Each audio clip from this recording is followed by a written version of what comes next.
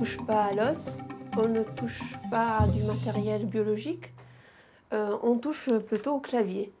Donc notre travail est un travail de bioinformatique. On utilise l'informatique, les ordinateurs pour construire des modèles, des formules mathématiques très simples qui peuvent nous donner des renseignements sur l'homme, sur son évolution et sa variabilité.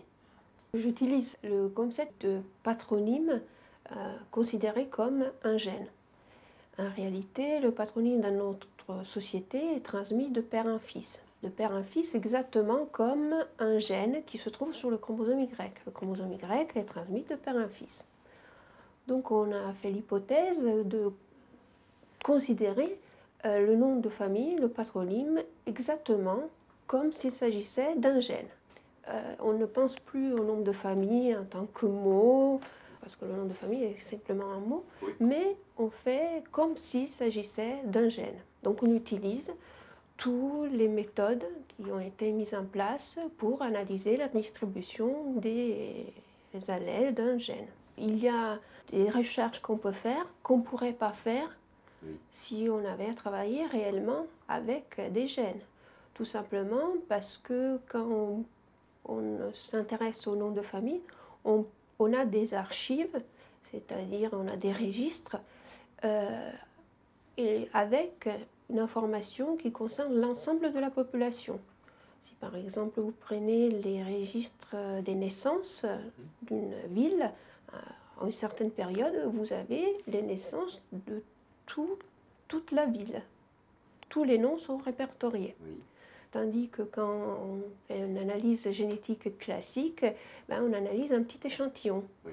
Et plus l'analyse est poussée, c'est-à-dire vous essayez de faire une analyse sur de l'ADN mitochondrial, sur des chromosomes, avec les techniques récentes, c'est assez cher, donc votre échantillon est très petit. Parfois, il n'y a que 50 individus.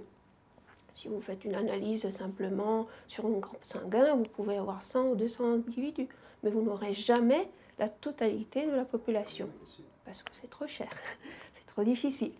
Par contre, avec une analyse patronymique, vous pouvez avoir facilement le registre des noms de toute une ville, de tout un département, d'un pays.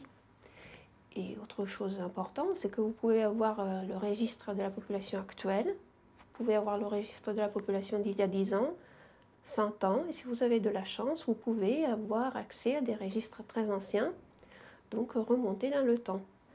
Vous pouvez donc connaître la structure patronymique de la population actuelle, mais vous pouvez aussi avoir accès à la structure patronymique d'une région de il y a 100, 200, 300 ans.